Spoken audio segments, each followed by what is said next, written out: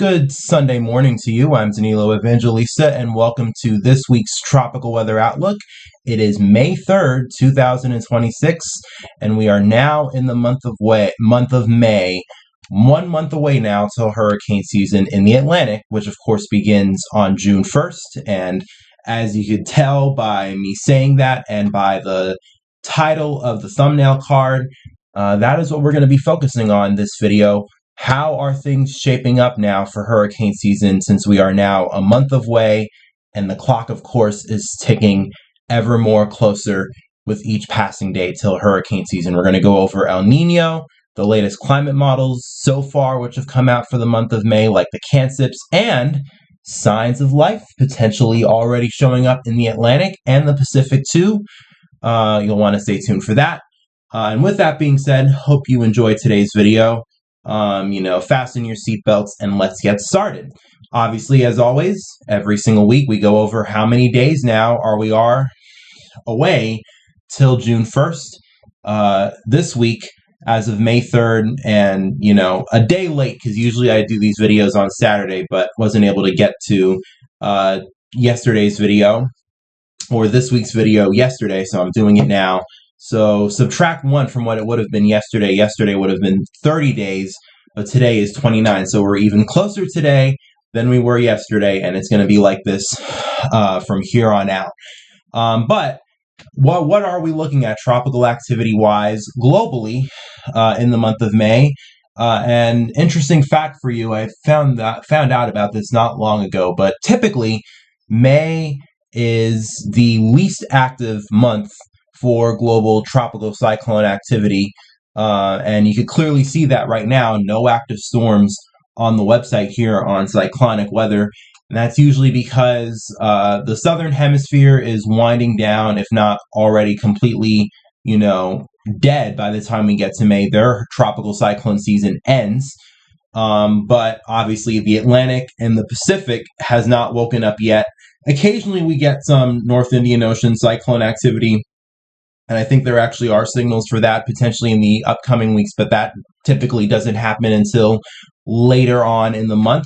So for now, we're stuck with a quiet period, and enjoy it while it lasts, especially if you are in the Pacific, because in just a matter of a few weeks, boy, is it going to get active, especially because of El Nino, which is obviously something we've been talking about for a very long time, ever since the beginning of the year, and now it is basically fully taking shape, and you can see that very clearly on the latest SST anomaly map released by NOAA Coral Reef Watch website.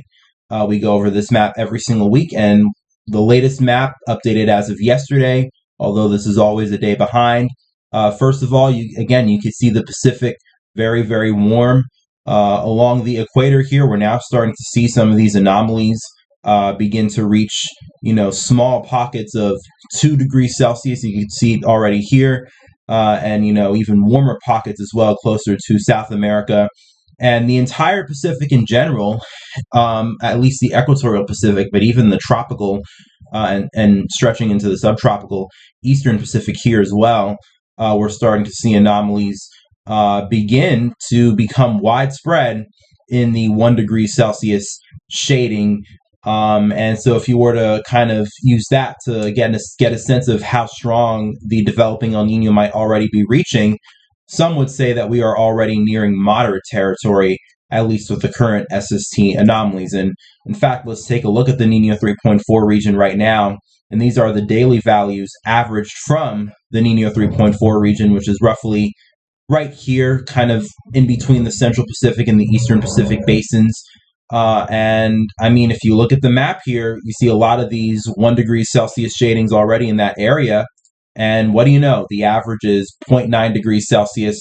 So we're basically knocking the door on moderate El Nino strength already, and we just started the month of May. Obviously, it takes a little bit longer for us to actually get there officially, because I don't even think NOAA has declared El Nino yet. At least according to their official thresholds. Usually they wait a few months for conditions in the Pacific to be present, but I am pretty sure that this is not going to go away in a matter of a few weeks, and it's only going to go up from here on out. And if you don't believe that we are already getting towards Nino territory, here's the weekly CPC ENSO map, or SST values, and the Nino 3.4 this week is at 0.2 degrees Celsius above normal, a little bit behind cyclonic weather here with the NOAA Coral Reef Watch, but that's obviously because the CPC values use the relative oceanic Nino index, which of course takes a little bit away from the warm sea surface temperature anomaly values, but I'm pretty sure this value here is going to catch up in a few weeks as well. El Nino is coming. In fact, looking at these maps here, you can kind of already say it's here, but El Nino is definitely coming, and it's definitely going to be strong. And the latest climate models that have come out for this month, May, new month, new climate models, pretty much reinforce the fact that we are going to be in for a strong El Nino. This is the CANCIPS, which came out the evening of April 30th. I find it very interesting that the CANCIPS begins to run the day before, but of course the full model is out by the next day on May 1st. And just really quickly running through the map here, I have the sea surface temperature, global sea surface temperature map pulled up, and just to watch over the next few months how this El Nino develops. We go from weak to moderate strength like we are right now in May. Already we see a huge jump in June, and then just look here as we get through the rest of the year, July, August, and September. By September, pretty much, maybe even you could say by August, already a basin-wide, at this point, probably strong El Nino that develops, and then it doesn't seem to really, reach its peak fully here until October or November. And I mean, this is just incredible. There's really, not just with the El Nino, globally, there are almost no widespread cold patches in terms of sea surface temperature anomalies in sight. And this is honestly pretty incredible, but it's expected. And, some people might say that it's being enhanced by outside factors. We get it. But this is generally to be expected because ENSO, especially when we get these major ENSO events like strong El Nino, they tend to act as thermostats for the world. So whenever we have large amounts of heat, like we have in the atmosphere here building because of El Nino, that generally raises the global temperature. And especially given the magnitude of the El Nino we're going to get this year, I mean, it's very, very strong. Peaks probably around the fall and then even into next year as well. Now, this is very far out and, kind of irresponsible to do, but just to kind of drive home the point, even as we get into next year, it still doesn't go away. And interestingly enough, this is April of next year, and this strong El Nino is still going. So these massive events really, drive up the global temperatures and just have a massive lasting effect on the atmosphere, and effects of which we are going to see in the coming months. Probably warm up global sea surface temperatures to record levels in many areas, and maybe even see some of that warming occur in the Atlantic.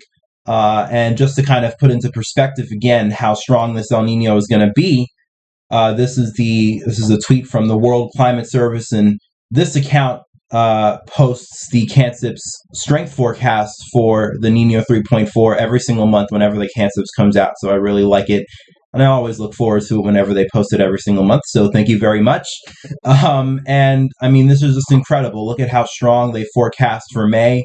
And the CANCIPS was always, I believe, kind of one of the more bearish models on this, strong El Nino. But as of the May forecast now, they pretty much have us hitting that 2 degrees Celsius threshold, which obviously is the threshold for Super Nino. So the CANCIPS forecast is Super Nino, and you can see just how much of a strong impact that'll have and just how incredible it looks as well on the model. And yeah, this is going to be a very, very important factor, especially for this hurricane season, because, with El Nino, we typically see reduced activity in the Atlantic, And switching gears to what the CANTIP shows on the Atlantic, on the other hand, you could see, and interestingly enough, they still have quite a bit of precipitation. But one thing I pointed out on Twitter a few days ago is the fact that you are now starting to see much more of these drier anomalies begin to show up, especially in the deep tropics of the Atlantic, obviously because El Nino tends to act as a suppressant to tropical Atlantic activity because all of the rising motion is focused in the Pacific, which then causes shear and residual sinking motion to deposit in the Atlantic. And this is especially interesting because the CANTIPS, for the longest time ever, for the last few months, has been one of the main models, still indicating that the Atlantic would somehow be favorable this year. But it seems like, at least as of this month's run, we're kind of seeing, I guess, a return to reality a little bit. And I just want to show you, especially compared to last month's run, from April for September, the peak month of hurricane season. You could see definitely wetter in the deep tropics, especially off of Africa here, and then just notice just how much of it actually has decreased over the past month. So El Nino is definitely going to have an impact on the hurricane season for us, although in a positive way, positive for us.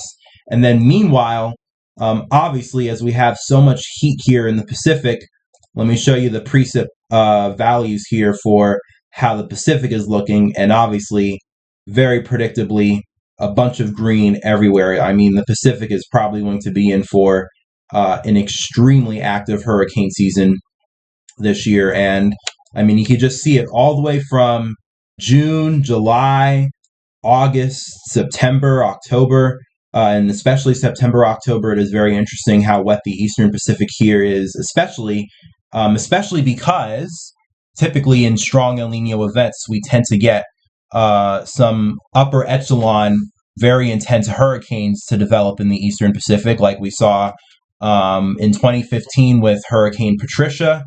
And I wouldn't be surprised, and I'm not saying we're going to get a Hurricane Patricia strength storm, but I wouldn't be surprised, especially as we get towards the late season here, that we get something very interesting that forms, and it'll probably form near Mexico. So Mexico is going to have to be on high alert for this hurricane season, especially, and probably the Western Pacific as well, as we are probably going to see loads of activity in the Western Pacific this year. I mean, just look at all the precip anomalies there. So we're going to have a strong El Nino. It's going to really enhance activity in the Pacific. But I am actually going to go over more in depth about what to expect from the Pacific this year, probably next week, because obviously the Pacific hurricane season starts roughly 2 weeks from now. We're really not far away from the Eastern Pacific hurricane season now. So I'm probably going to do a video next week going over what to expect from the Pacific there. But this is your early hint already. It's probably going to be very, very, very active for them this year. But, bringing it back to right now, what's going on in the moment, some interesting things and a little bit of signs that the tropics is already coming to light, or coming to life. And sorry, I'm a little distracted because freaking loud sirens in the background. I'm sorry about that. If you could hear it. I live in New York City, so you hear that stuff all the time. But we already have tropical waves which have developed in the Atlantic. We have our first wave right now. National Hurricane Center says it is being analyzed along 37 West, roughly located from 1 to 11 North. So this is a very southerly moving wave. And it's probably not going to develop. I mean, it's May, and we're especially going to have a strong El Nino this year, so we're probably not going to see development out of this, at least in the Atlantic. But the fact that we already have a tropical wave this year kind of already gives us hints that, the tropics are beginning to come to life. It's certainly a reminder that hurricane season is not far away, and you can see it here on the National Hurricane Center tropical analysis map. And we're going to revisit this map quite a bit as we get closer towards hurricane season, especially as we start getting a lot more waves to come off the coast of Africa here. And because of the fact that we have an El Nino this year, probably not going to see a lot of them develop, especially in the eastern Atlantic. In fact, most of them are probably going to wait till the Pacific until they develop. And yes, that actually happens quite often, especially in El Nino years. The Atlantic is not very favorable. Most of these tropical waves kind of just, trot along and wait until they get into favorable conditions to be able to ignite, if they ever do decide to ignite. And especially in an El Nino, that obviously happens in the eastern Pacific. So we're going to watch and see that unfold this year. And you could definitely tell not very favorable conditions right now. I mean, to be fair, it's May, but you could see a wide shot of the Atlantic right now, an HD wide shot from the NOAA satellite website. And you could see roughly in the central Atlantic here, almost doesn't look like there's a tropical wave out there, but there is, and it's probably somewhere located right in here. And of course, you can't really see it very well. There's a lot of sheer and dry air. Once again, something that is probably going to be a reoccurring theme for this year's hurricane season. But I guess you can see it a little bit when you look at the 850 millibar vorticity. And this is basically taking a look at how much spin we have in the atmosphere. And, very far south here, but I think this is it. This kind of blotch of green, weak vorticity, but it is vorticity nonetheless here in the far southern tropical Atlantic here. That's probably where our wave is located. So the tropics are definitely coming to life already. I guess we're seeing our first signs of that with our first tropical wave here, although probably not going to see any of them develop in the Atlantic anytime soon. But in the Pacific, on the other hand, might be a different story, especially if we look at our good old friend, the MJO, or at least I'm looking at through the velocity potential anomalies here. This basically tells us where the rising motion in the atmosphere is going to be, and good reason to believe, in my opinion, that we're probably going to see the Pacific as well come to life, but, actually come to life in terms of potentially producing, tropical activity that forms and gets named. And the reason why I say that is because looking at the velocity potential anomalies here, look at how much greens we get, which, really develop and honestly looks like a quite potent MJO phase moving through and moving into the Pacific, especially as we get towards mid-May and afterwards. And obviously, especially as we get towards mid-May, May 15th, that is the start date of the Eastern Pacific hurricane season. So right on cue, we're going to get an MJO wave to move through. And I wouldn't be surprised if one of these tropical waves here, if they, are able to make it to the Pacific, by then probably find favorable conditions. And I would not be surprised if we get some sort of tropical activity to develop in the Pacific within the first 1 to 2 weeks of hurricane season there, which probably will be later this month. So definitely looking forward to it. And the models as well, really quickly looking through this, although I'm not sure if this is actually going to develop, and I don't think we actually have any threats anytime soon within the next 2 weeks, but it is interesting to see nonetheless. If we look at the European ensemble maps, you could already see May 11th, Monday, so this is roughly about a week and a half from now, already starting to see signals of something beginning to develop here in the models. And you could also see as well as we get towards roughly the 2-week time frame, the models start showing a little bit more of these low pressures here try to develop in the Pacific. Again, nothing too significant just yet. And I mean, the first signal that we do have here in the Pacific is roughly May 11th, May 12th, so just a few days before the hurricane season, although we have seen stuff develop just before the hurricane season in the Pacific before. So maybe this might be a signal of something, but wouldn't put too much stock into this being a major signal. But nonetheless, signs that hurricane season and the tropics are beginning to come to life. And it is a reminder that hurricane season is fast approaching. We are just weeks away from it now in the Pacific, and we are now less than a month away from it in the Atlantic. And in short order, we will see what exactly this hurricane season is going to be like. Even though it's probably going to be quiet, still probably going to be an interesting season nonetheless. And obviously, we will be here to track it for you. But with that being said, I'm going to end it off for today's video, since obviously there isn't any tropical activity happening right now, although definitely that's going to change very quickly in the coming weeks, especially in the Pacific. And obviously, as I said before, we're going to have a video discussion next week kind of dedicated to what's going to go on in the Pacific, because obviously it is probably going to be a very active hurricane season this year. So we're going to talk about El Nino, but we're going to talk about it more through a Pacific lens rather than what we typically do in terms of talking about it through how that's going to shape up the Atlantic hurricane season. Because, we already know how it's probably going to pan out. Less active season this year, definitely less active compared to the last several years, but we don't really talk about the Pacific enough, and I definitely want to focus on that a lot more for next week's discussion. So I hope to see you then, but until then, enjoy the rest of your weekend, enjoy the rest of your week ahead, stay safe, like this video and subscribe to my channel, especially if you want to see more videos like this, and if you want to stay tuned and have the notification bell ready for next week's video. So please make sure to do that. And again, I'll talk to you guys again next week.